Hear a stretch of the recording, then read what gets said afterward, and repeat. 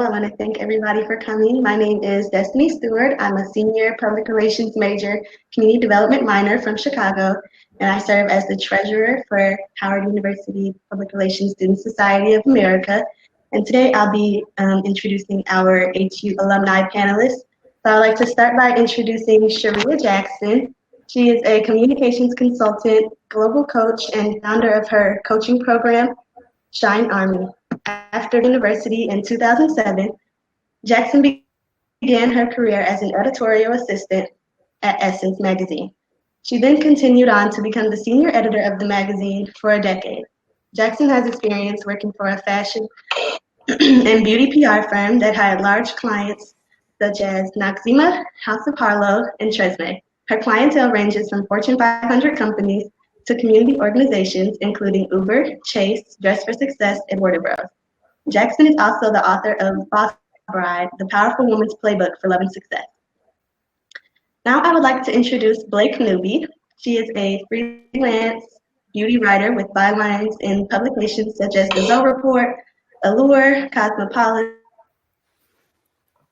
BET, Hello Giggles, Glamour, and The Griot, just to name a few. She is a proud graduate of Howard University and has transformed her longtime love of all things hair, makeup, skincare, and fragrance into a career where she writes, conceptualizes, and reports on everything encompassing beauty.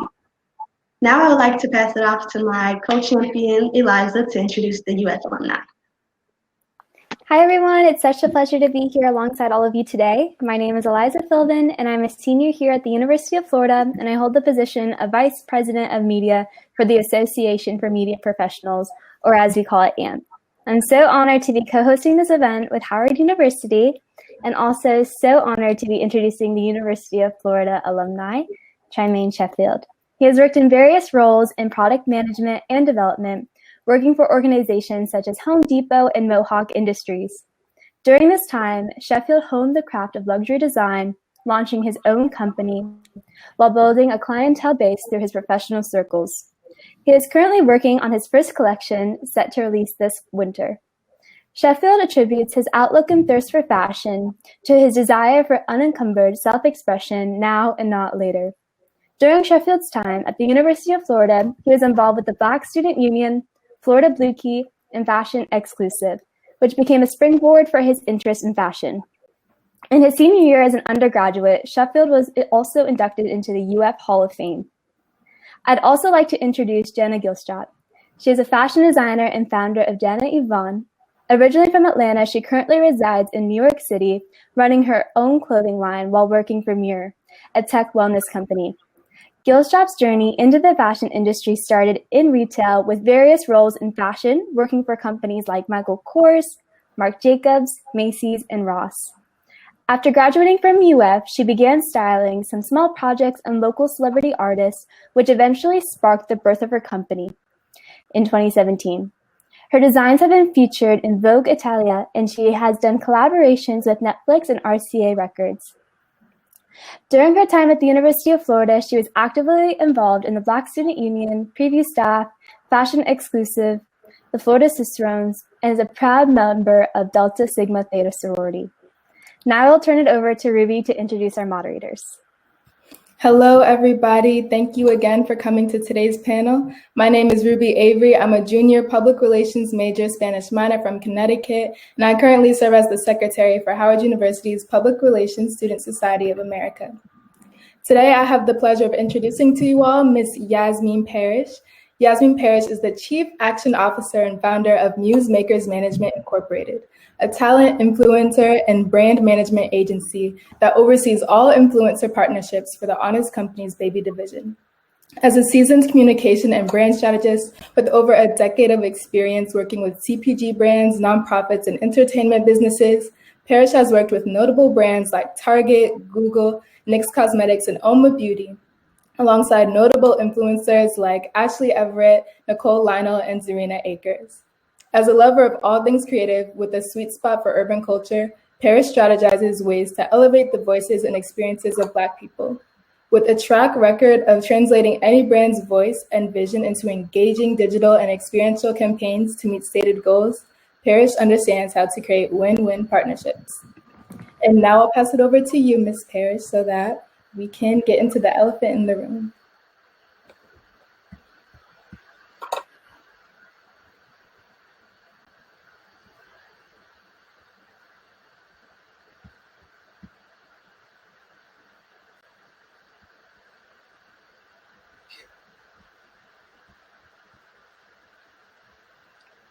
Well, as we wait for Yasmine to join, do you want us just to start to intro ourselves a little?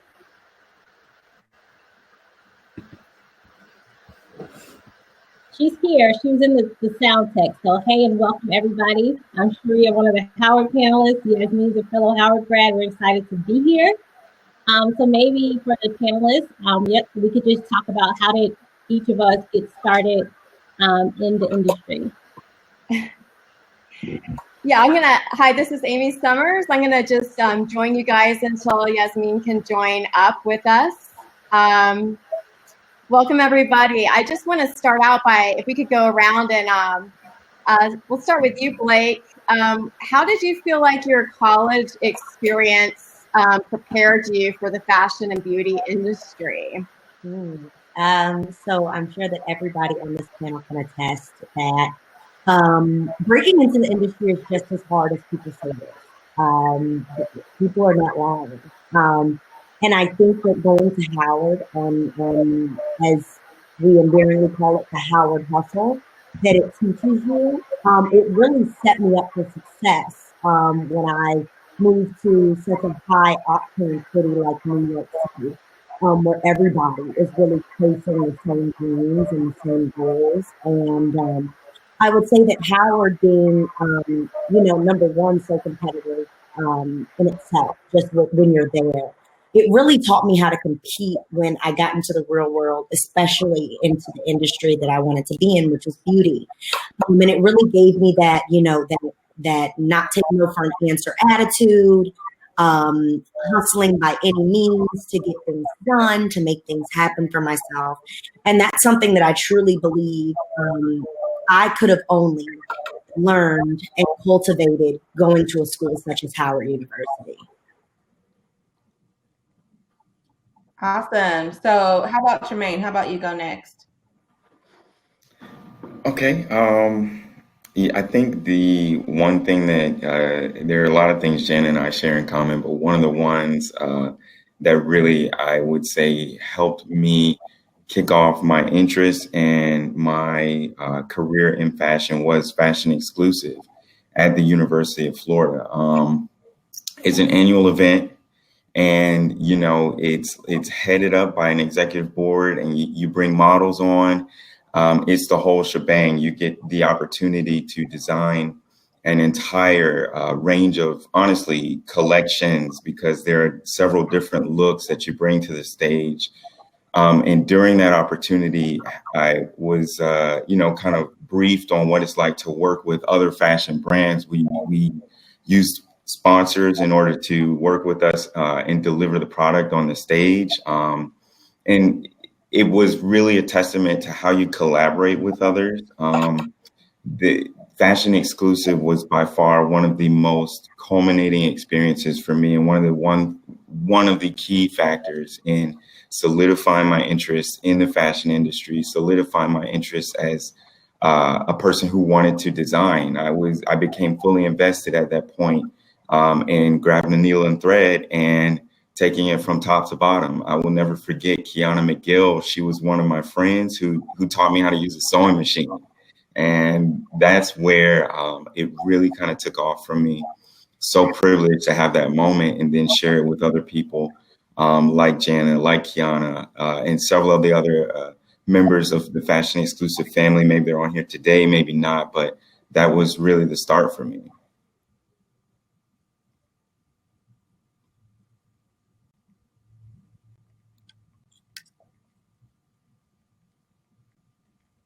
Is Yasmine frozen? I think she's frozen again. So I think, Charreah, it's your turn. I think Well, for me, college prepared me for being in the fashion and beauty industry, definitely by the networking. I mean, and you don't have to go to Howard. If at any school, they'll push you, introduce yourself. And that is a critical skill that will open every door for you. And so I was in the school communications at Howard, and that really cultivated my communication skills. And I would say I was also active in come on, Howard Hand, our organization for people interested in the magazine industry. I served as president for 4 years, called Cover to Cover. And we would do trips to New York every year. And so that gave me access to editors in different magazines and different companies. And you just see the power of that's where I really honed my skill to network, which is invaluable to this day. And since it hasn't been said yet, speaking of networking, y'all, we are in the network of the next vice president of this country, Harris. So we are very proud at Howard, but that all goes back to the ability to speak up in every room you're in. I guess I'm last. So Janna, I'd love to hear from you, because I remember when we were talking yesterday, you were talking about how it was difficult at UF to kind of find a pathway to fashion. So can you comment on that? Yes, of course. So I'll piggyback a little bit off of Trimaine and Charreah. I also got my start in fashion exclusive as well. And I will just say the one thing that, I wanted to mention is that it's one of the only fashion shows that is funded by student government at the University of Florida, which is a very big deal. So you're working with a live budget, and you're literally creating a show from start to finish. You're working with vendors for lighting, staging, all of it. So that's actually what kind of just prepared me to build anything, whether it's an event or a business. You learn those skills and they transfer over. But like Amy was saying, there aren't a lot of, there's no fashion major. There's very limited resources and very few people that who've cracked into the industry from UF, because there's no fashion business, network that's very much so established at the university. So you kind of have to network amongst yourself and try and figure out who broke in, how did they get there? And it's usually in an unconventional way, like myself. And then like Charreah was saying, networking is definitely the bread and butter of how I broke into the industry. And it wasn't necessarily networking in fashion at UF, because that wasn't necessarily accessible, but Florida Cicerones actually taught me the method of networking and communicating and just introducing yourself, putting yourself out there on a limb, and knowing how to work a room. And so I carried those two skills from creating events, designing full shows, and then also from networking. And then that's how I kind of just transitioned that over into my career and my business now. That's amazing. So alongside networking, because I've heard that quite a few times in just the first question, what are some other things that you learned at Howard or UF, or specific organizations that you feel like really helped you break into the industry? Blake, why don't we start with you? You have a pretty unique story. I feel like my story then ties into what they said, which was networking.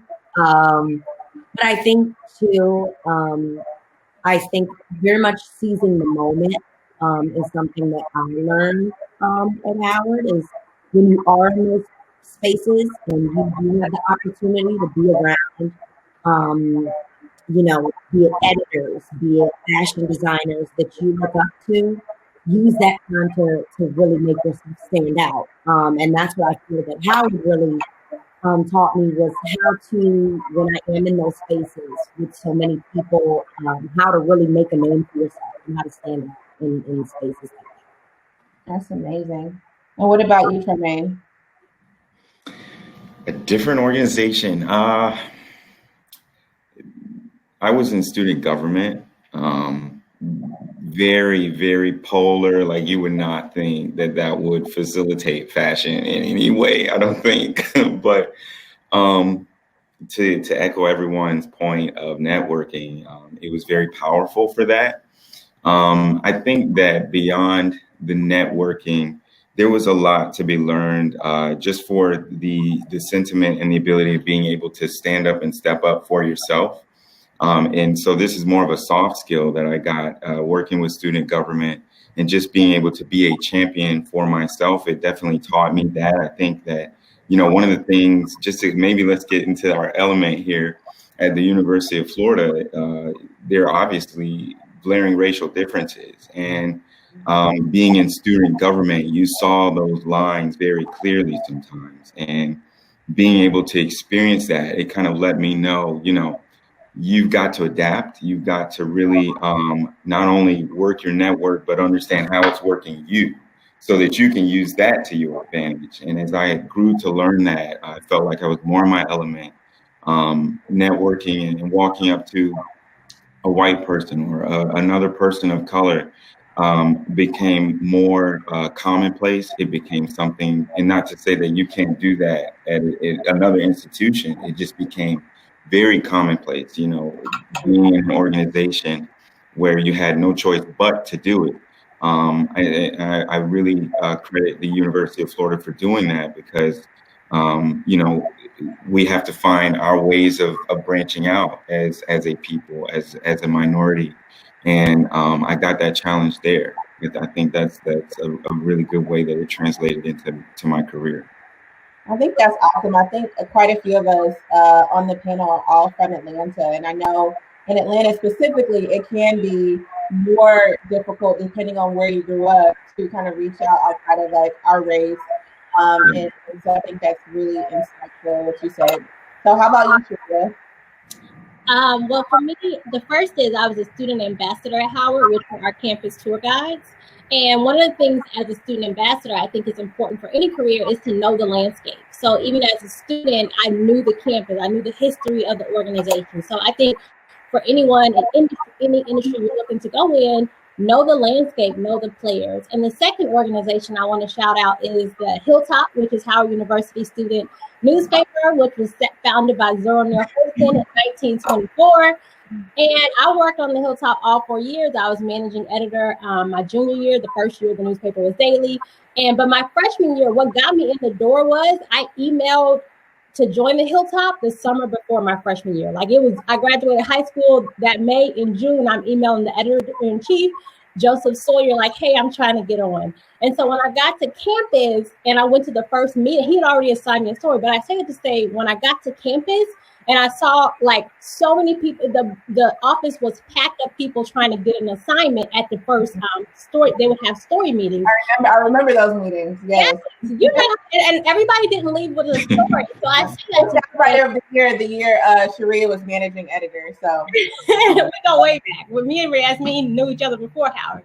But I said to say, standing away from the crowd creates opportunity. So once fast forward to me being an editor at Essence, I managed the internship program, and it never failed. The end of April, every May, my email account will be blown up with people like, oh, I'm looking for an internship, or, oh, I just graduated. Do you have a job? And it's like, sis, like the internships were booked in January. No, we don't have a job just sitting, and the people who are going to be considered for that job are already in the queue. And so I would say, one thing that's been helpful for me is don't wait, like think ahead and plan ahead and get out of the crowd. So this is a great time to be emailing people. Can I do a 15-minute call with you? So for next summer, you're already having opportunities that you're thinking about for your future. And I just wanted to add one thing to that line of questioning. So, I went to Howard. I was super, super involved. I was in the Hilltop. I'm a Delta. I did that. And then I also ran like our homecoming fashion show for 2 years. And I think, networking is really kind of the common thread, and being able to really not just network up, but network across the table too. So sometimes, like Charreah is only 1 year older than me, but literally I trailed her from high school when we met at like a biomedical career symposium, to then Howard at the Hilltop was a staff writer the year she was managing editor. Then I was one of those people that had an internship at Essence right when I graduated from college. I had applied over the Christmas break, knew in January what my next step was. So I think it's really important for the students here to really understand the power of relationships, and that being the common thread, and being able to utilize those opportunities that you have on your campus, whether it's Fashion Exclusive, University Fashion Council, Howard Homecoming Fashion Show, whatever that looks like on your campus where you are, take advantage. So I'm going to move into the next line of questioning. So I'll start with Janna. What do you think, the next 5 years of the fashion and beauty industry is like? Do you think it's more diverse? What kind of things are you seeing evolve or change as we progress throughout 2020? I personally do think it will be more diverse, just because I feel like with everything that's happened in society just this year alone, I feel like a lot of designer brands are scrambling. They're one, they see that we're an asset to their business. And two, they know that we're going to spend our money. So I feel like between Vogue and between Gucci and Dapper Dan and Louis and Virgil, like everything that's happening, I feel like whether it's genuine or not, they're putting things in place in order to make sure that as a forefront or as the public face, they're trying to show unity, or they're trying to show that they are trying to expand in terms of diversity. We see people like Rihanna just being groundbreakers, especially within the industry, and other designers are trying to follow suit. So I think that the current students now, they're going to definitely not have it, I wouldn't say easier, but I think they're going to have a lot more opportunities to yearn from and to grasp in terms of trying to break into the industry. And Blake, why don't you take that too? Because I know you work with a lot of different publications. Are you seeing different assignments that you weren't before? Everything with George Floyd happened. How have you seen the editorial landscape change? Well, it is interesting because I was actually talking to some of my editor friends about this, and I'm like, I've never written this much ever. But it's very sad that what has happened is what it took for you all to reach out for many of these brands. To reach out to Black writers was a man being filmed, being killed. Like that, the fact that was what it took for all of this. So I do think that there will be progress made, but I think that be leery, because a lot of the progress that I feel like is being made, I'm already seeing it now going backwards. So it was very performative on many fronts at first. And I think that while it is still more of a conscious decision of many brands and many publications to put Black writers and Black content out there, it is there are aspects of it that are performative, and so it is important to very much continue to hold these brands and these people accountable, so that situations like this aren't a trend. Yeah. So I'll pass this specific question over to Charreah. So do you feel like you've ever been pigeonholed because of your race or for a specific project, and if so, how did you handle it? And I know you have a pretty, a career kind of based in Essence and other, Black publications and things like that. So what's your take on that? Yeah, so I'll speak. Can you hear me? Is there feedback? There is a bit of feedback. So I think if our other panelists would just go on mute.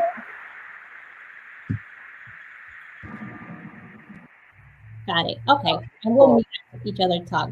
But to your point, I remember one of my internships while in college, I was at Night Ritter Tribune, which was a magazine conglomerate with McClatchy Papers. And I remember my editor was like, oh, do you want to do a story on lip plumpers? And I had so much, I was young in my teens, early 20s. And I remember feeling like, Black people, we can really, this is not for me. And it took to have the courage to just be like, actually, I'm going to pass on this. And then there was another opportunity. She said, oh, do you want to do a story on Kwanzaa? And at first I did feel, because I'm Black, you asking me to write about Kwanzaa. But the reality was I was the only Black person there. So it was like, did I want somebody else to write about Kwanzaa? Would it be great that I actually held the responsibility? So at that age, I didn't have the awareness to understand how much work we still had to go to really have an equitable society and equitable media that reflected the world I lived in. And so at the time I was kind of annoyed. I did the story, but I kind of still had that, is it because I'm Black? But it's like, well, why not? Right. And be glad you're here and that they're there. So I think I would just say to other people, well, sometimes you might feel pigeonholed based on your background or identity. Oh, am I being asked to write the story on queer people because of my choice or whatever? But sometimes it's like you want to bring all of you to the table. And for too long, I didn't bring all of me. Like I felt like, oh, I need to button up. And I went from working at Essence to spending 2 years at a fashion and beauty PR firm. And I remember we were at our client at the time, Alberto Colbert, which initially sold to Unilever. And I'm naming companies because I want you all, if you really are interested in going the corporate route and working for companies, you want to know the players. Yeah. And so we were at a brand meeting for Trimaine in Chicago, and Trimaine had launched this new product called Trimaine Naturals. And we're looking at the data, and I'm the only Black person in the air. I'm like 26, and they're like, man, this is really over indexing on the African American hair blogs. They just really love this product. And naturals for them meant less sulfates, a more chemical product. When I said, and I was scared, I was like, well, actually, when a Black woman hears naturals, she's not thinking about chemicals. She's thinking it's for natural hair that doesn't have a perm. And they had no idea. And they had a whole product. I shouldn't have said brand names, but too late. But I say sometimes like what you feel like, you know, makes you different is like why you need to be in the room. And so I wouldn't say don't be concerned about being pigeonholed. Like give yourself permission to bring all of you to the table, because sometimes there will be insight that you have that other people in the room who don't have your background might not be able to bring that insight. That's awesome. And Trimaine, can you relate to that line of thought? Absolutely. Can you guys hear me? Yep, we can hear you perfect. Yeah. Absolutely. I can't count on two hands how many times, you know, I've heard my mom say I'm the only Black in the room, or and then I came to encounter that phenomenon where I'm like, this is it, y'all. Like I am the only one here. And, you know, it got to a point where you have to have this self-reckoning and this understanding that this is the space I occupy today. This is who I am. And they want it. They want this. We have to bring ourselves to a certain level of comfort where we're willing and able to express our Blackness or our minorityism. Like whatever it is that you are, you need to be comfortable with orating it and owning that narrative so no one creates it for you, which is really what Charreah just said. Don't allow someone to write the story for you. We need to take control of it, and we need to not be scared to do that. It's just that we also have to condition ourselves. We've got to go through that track. And everyone thrives off of having examples, but you got to go the path that no one's kind of ridden, the unbeaten path. Like that's our path. And if we can't own it, someone else is going to try to do it. Yeah. That's so true. And I saw a meme that said something like, you know, the world cannot move without Black creativity. And I think that, you know, everything that you and Charreah have just said really kind of lends itself to that thought. And I want to move on to the next question. And this one is for Janna specifically. Has there ever been a time where you felt like, you know, your race or, you know, your background was a barrier to your professional success? Oh, obviously, yes, of course. When I was at Ross, I definitely felt like the odd one out of the entire today, people, just in case. We name dropping. Okay, go ahead. Well, you guys already know my resume, but yeah, I definitely felt that I was just the odd one out. It was already just a different environment than I was used to. And I was a buyer when I was there. And I was the only African-American female in the entire home division. And that is a lot of people and a lot of employees. And so I just felt like, you know, even if I had an idea, if the other associate on my team said or piggyback the same thing I had just said, she got the credit for it. And so I just saw a lot of that. It was almost as if I was either invisible or I didn't carry enough weight as a person on the team to have an impact. And so that was one of the reasons why I was definitely set on pursuing entrepreneurship. That's what got me to where I am, essentially. So I'm thankful for that hardship, but at the same time, we face it every day, and I just had to have thick skin, and that thick skin transferred over into every single thing that I do now. And so when I'm working with different people in the industry or working with other clients or customers, I just remember that feeling, or I just remember the pep talk I had to give myself in those moments in order to carry myself in other situations or other rooms with the same amount of people. That's great. So we actually got a really good question from the audience that I want to have Blake answer. And Nadia asked, what are your thoughts on cultural appropriation of Black culture in the beauty world? I mean, it goes back to what you just said. Nothing moves without Black creativity. So these women wouldn't have anything to model their, nothing moves. And so I think that it is frustrating. It is terribly frustrating. But what I will say is I feel like social media has made it much harder.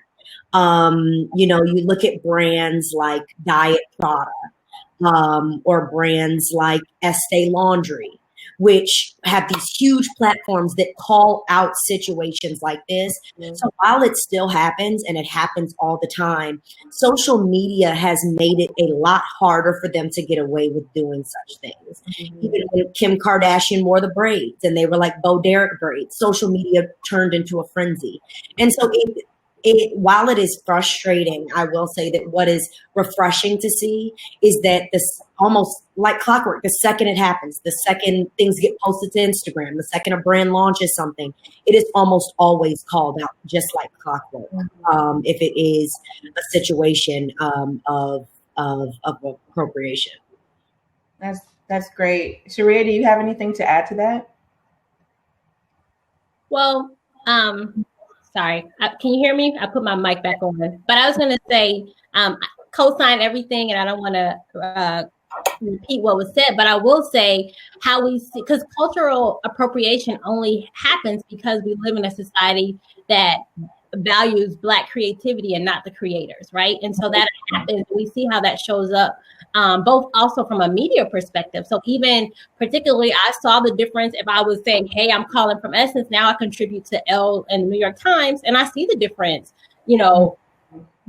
a more quote unquote mainstream, which means majority white audience publications, a quicker return call. I saw it as an editor at Essence. Sometimes I'll be candid, some of your favorite Black celebrities, they had white publicists who did not get our brand, who did not get that it was the #1 media company in the world for this audience, for Black women. And so it was sometimes hard to get your favorite Black actress who might be on the red carpet yelling Black power, and yet we're calling for an interview or a feature, and it's like, no. And then you pick up, you click on Refinery or Teen Vogue, and they're like, oh, there it is. So we live inside of a society that, has racism baked into it from the beginning. So it's unraveling that out of every part of the industry. Yeah, I think that is so true. I've seen that on both sides of it too, repping talent, even sometimes having to educate my own talent clients on why different things are important, why it's important to dance with the people that brought you to the party, and making sure that you're not only showing up for Elle, but you're showing up for Essence too. And even, speaking of Elle, I know earlier they were talking about Zendaya's cover, and my friend Sir John, humble brag, but my friend Sir John, really had to call out Elle for not crediting all of the Black creators that it took to get that beautiful cover. So like the makeup artist hadn't been, tagged. The Kim Kimball, who's a legend, hadn't been tagged. And so I think, it's really up to all of us in the room to hold these brands that we love and admire accountable to showing up for Black creators and Black creatives. So let me move on to the next question. How do we break, the professional hair stereotype or stigma that dictates you should have straight, slick hair in the fashion and beauty industry? And, I really want to ask Trimaine, because you have such great hair.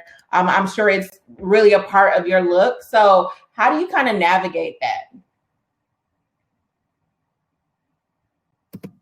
Sorry, I had to unmute. Really appreciate that compliment. This has been such a touchy topic for me. Growing up, my mom told me like we could not grow our hair and things like that. We couldn't get braids. We couldn't do anything that was too overly or Afrocentric. And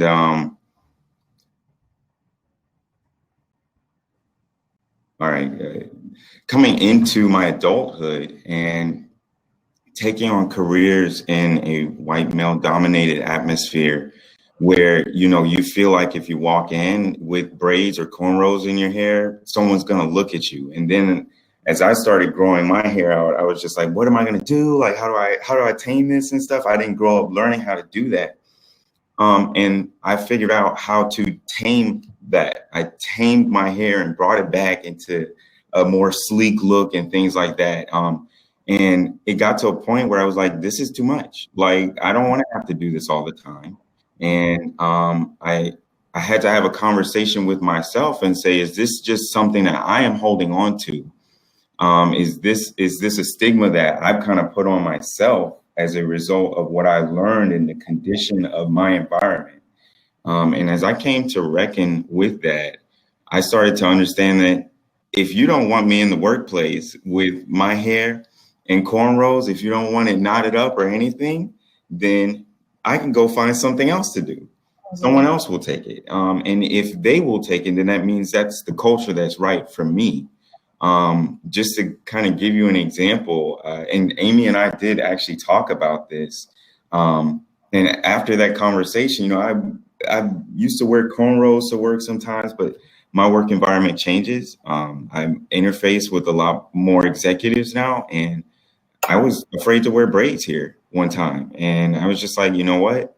I got to go back to that mentality of this is about me. This is about the thing that I'm bringing up here. This is what I'm bringing to the table. And if you can't see past the hair, then why are you in the room? The bottom line is that it does not make me who I am. It is part of who I am. And you should accept that. So braids and all, I'm coming in here like however I want, whatever makes me feel comfortable, confident, and like I look good. And no one's going to say anything to me about it. I think we should all be empowered to do that because you own your narrative. We said that earlier. You own it. And when you tell that story in the workplace, more people accept you. More people understand that we got this all wrong, y'all. Like, this is the guy we want. This is the one that does the job, and he's got cornrows. So to that point, we have a really great question from the audience that I think is a natural segue. So I'll ask this to all the panelists. Let's keep it a bit short just because I want to make sure we get as many questions in as possible. But how have you guys found the balance between embracing your Blackness but still being attractive to employers and brands? This question comes from Essence. So why don't we start with you, Janna? Okay, can you hear me? Yep. Okay, great. So I think that there's definitely a balance, and it's really trying to find that fine line between not muting yourself or not trying to limit yourself or try to like water down your personality or your self-expression, but also making sure that you stay professional. And I think sometimes as Black people, we sometimes assume that professional means white, and that's not necessarily the case. So I think when we are able to kind of find that in between of still being able to express yourself, but keep it professional, I think that's when it's a little bit more accepted. I know we're not looking for acceptance, but I think being acceptable is what is important in the workplace. And so I think that you just kind of have to, I don't even know. I feel like you have to kind of just ask yourself, okay, if I got into a meeting and if I presented myself for this opportunity, would what I'm wearing or would how I am presenting myself be too distracting for them to hear what I'm trying to say or hear what I'm trying to pitch? And I think that if you can ask yourself that and the answer is no, it's not too distracting, then go for it. Be your true self, show your self-expression, just do your hair however you want. But I think you just have to kind of figure out, you know, who your audience is, who your client is, and making sure you ask yourself, you know, is it a distraction, or is this me coming across who I truly am? Mm-hmm. Yeah, I think self-awareness is a big part of that. Okay, how about you, Blake? Just echoing everything that Janna said. Like you just, like you said, professionalism does not mean white. And so it really is just, it's about finding the balance, because I think that is the thing, is sometimes you feel like, okay, you're sitting there, you're like, am I selling out? Because we have been so conditioned to think that whiteness was professionalism. And so just everything she said, it's all about figuring out the balance and what makes sense for you. Mm-hmm. And Charreah, anything to add to that? I would just say it's important for each person to identify what is important for you inside of your career, what is fulfilling, and what type of environment is the fit. Because it's not, to their point, it's not about race at all. I know a Black media company. When I graduated from Howard, I started Permalance at Essence as an assistant. And my first job offer was a full-time editorial assistant job. I won't say the name of a Black media company. But that company had very conservative dress code. You had to wear stockings to there. They did not allow for natural hair. They wanted hair straight. And it was a Black-owned company. And to which my mother laughed, because she knew I didn't like wearing stockings. So I didn't end up in the heat. But I just say that to say it's important for you to know what's important for you in the environments that you're in. And so but also to this question, I would also say Blackness is a part of your identity, but I think it's important that you understand your full identity. What's important to you overall? What is your value system? So yes, I'm Black. I'm a woman.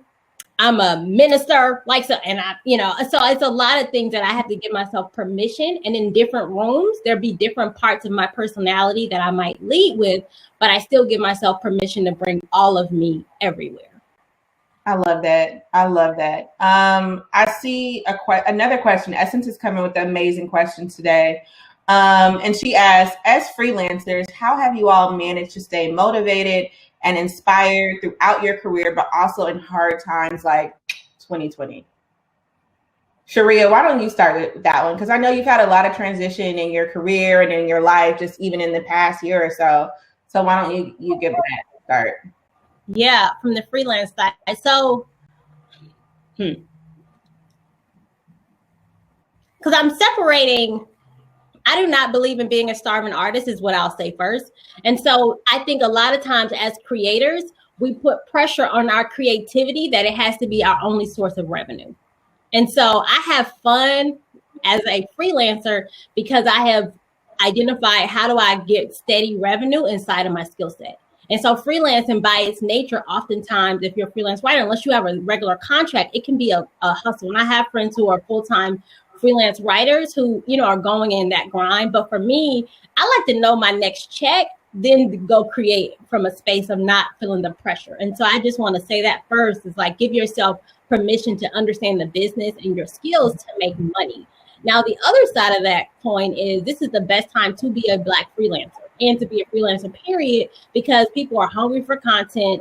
Most staffs are working remote. They're wanting to still churn. So this is a great time for new voices. So even my first piece from Elle, it was the weekend after the murder of George Floyd. And for me as a writer, it triggered me to write this essay. And I sent it to my editor of the New York Times. They were moving slow. I sent it to an editor I knew at Elle.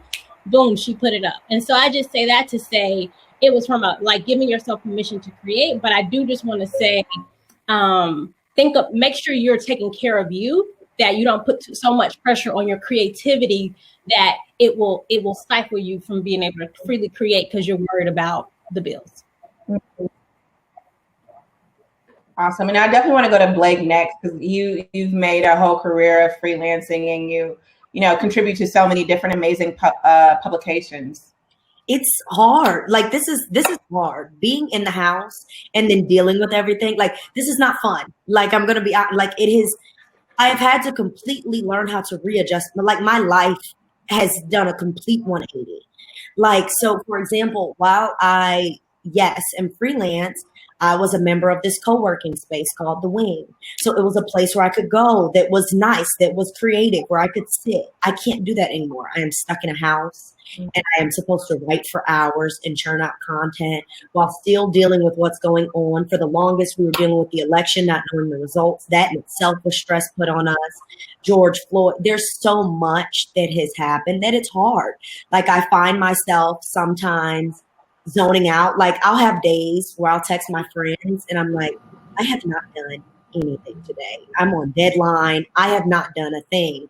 And so it really is about really striking that balance of showing yourself grace, but also understanding that, okay, but we do have to get things done. And so whether, I've created I've adopted this Marie Kondo thing that she does where she'll put down everything in intervals of 30 minutes and see how productive she can be. And then stops. And so that's what I've been doing, which has helped. So putting myself on the schedule and just being nicer to myself, because this is a new world for all of us. And definitely. In the beginning of the year, Blake and I were at dinner singing songs and having drinks and celebrating book launches. And now here we are all in our homes. So I can definitely relate to that 180 transition. And so I guess to wrap this line of questioning up, I'd love to hear from you, Janna. Sorry. In terms of motivation, I think that's so important, especially pursuing freelance life or entrepreneurship life. Staying motivated, I just really ask myself, okay, what do you want to be known for? Like every single day. And it's just seeing other people's success that keeps me going. And so if I don't see that I'm where I want to be, then it's like a kick in the butt every single morning. Okay, girl, do what you need to do. Definitely being full-time entrepreneur from 2018 to 2020 was a hustle nonstop. So unless you're super passionate about this line of work, then it's not the industry for you. Like that's all I can say. You really have to be able to dig deep and encourage yourself when no one else is encouraging you, when no one else sees what you see, when no one else sees like your vision or the outcome that you're envisioning for years down the road. No one's gonna push you more than yourself. So you really just have to do whatever that you need to do, whether it's a prayer, ritual, whatever, to motivate you to keep going, because that's the only way that you're gonna be able to achieve those life goals. I love that. And Trimaine, was there anything that you had to add? You're on mute. Almost forgot. The creative spirit and imagination is just something that you are born with, and it's something that you really have to hold on to. And I think that, it takes that creative spirit and imagination and all of the things, all of the professions that are represented here today. And to lose sight of that is really death of a child. Like you really don't want to lose that person in you, because it's what drives you forward. It is that imagination that keeps me going every day. And it's that imagination that allows me to visualize what I want and where I want to be with my work. So that if I could add anything, it would be that. That's awesome. I saw a question, I believe it's from Allie. Are there efforts to promote and retain Black publicists and managers for representing talent? So I'm going to actually take that as an opportunity for a shameless plug. So I recently created Muse Makers. After I've been in the business for over a decade now, I worked on the editorial side, done lots of years in publicity, influencer marketing. I remember when we called all influencers bloggers, and they were kind of filler press. So I've really seen the genesis and the evolution of the influencer marketing space. So I've been doing cool work. I've always had the coolest clients, but I didn't really have a home to kind of put the work that I was doing. So I created Newsmakers really to represent the best in Black talent and brands. So oftentimes my clients are doing deals with each other. I'm negotiating rates for my clients to ensure that, you know, they're getting the highest fees possible. I'm really proud. I just did a $40,000 deal with one of my clients in a wine brand. So, you know, I really saw kind of a hole in the market. There really aren't a lot of Black talent managers, let alone Black talent agencies or even brand management agencies. And luckily, you know, I play both sides of the fence, and I'll be the influencer too. So, you know, that there's a few others. I know there's Nora Management, and then there's what's her name? Toronto Shay. She has, if you look up Toronto Shay, I can't remember the name of her agency, but she's based in Toronto, and she reps a lot of the Canadian Black influencers. But there's really not a lot of us, and so that's really why Newsmakers came to life. But that's a really great question. So I want to kind of, we have about 10 more minutes. So I want to, if you guys can give the audience one sentence that they can leave today with, what would it be? This is my own question. I'm springing it on you. If you need a second, let me look to see who looks ready. Charreah, why don't we start with you? Well, okay. I don't have my, I wanted to add something on what you just were answering really quickly, because I think it's important. Black publicists, and what that requires is that what we're seeing now and what hadn't happened is on each individual's talent. So every star and musician and actor, you know, gets to choose their representation. And so we're seeing more actors and entertainers and an influence be accountable that it's not enough that you just hire me, but you hire people who look like me, right? So when I got my Vogue with Lizzo on the cover, it wasn't just Lizzo, but it was Lizzo and Black designers inside of Vogue, right? And so I think for each of us, when you go in rooms, and often you might be tokenized or the one, how are you making sure you're at holding space for more people? And so shout out to Beyonce, who's got her same Black woman publicist, Yvette Noel Shore, since she started. Shout out to Issa Rae, who still has her Black female publicist. And so you get to hold the people you care about accountable, that they're actually reflecting the communities that have supported them. So spill over. You said one sentence to leave them with? Yeah, one sentence that you can leave the audience with, whether it's encouragement, a tip to take away, a best practice. What do you think that is? I'm going to pass on the best advice that I got when I was a student, and it still rings true. Cultivate the relationship before you need it. And that was so that was my sentence. So you just watch these people. If you like any of us, don't wait till you see us 5 months. Jump in a DM. It was great seeing you. Like build the relationship. So cultivate before you need it. That is amazing advice. How about you, Trimaine? This is very, very cliche, but it is honestly something that I live by. My mom always used to tell me, aim for the stars. That way, if you don't make it, at least you land in the clouds or something like that. Firm believer in that. Just I've never been afraid to dream big, and you can exhaust yourself doing that, but as long as you know your limits and you know yourself, dream big. Don't allow anything to kind of scare you away, and just chase after it, because if you don't, someone else will. Awesome. And Janna, how about you? So one of my favorite Jay-Z lines is, "I'm not a businessman, I'm a businessman." And I think that it holds so true, because no matter what meeting I'm walking into or networking event I'm attending, if I feel like I'm going to see someone, or if I don't even think I'm going to see someone, I dress either in something that I designed or like I'm hitting the runway. And everyone who knows me has known that I stay true to that, like to a T. And I can testify that, like, even me going to the subway one day, that was my first introduction to Dapper Dan. And because of that, I have a relationship with him. So I think that like 50 to 70% of my opportunities have come from me wearing something that I designed.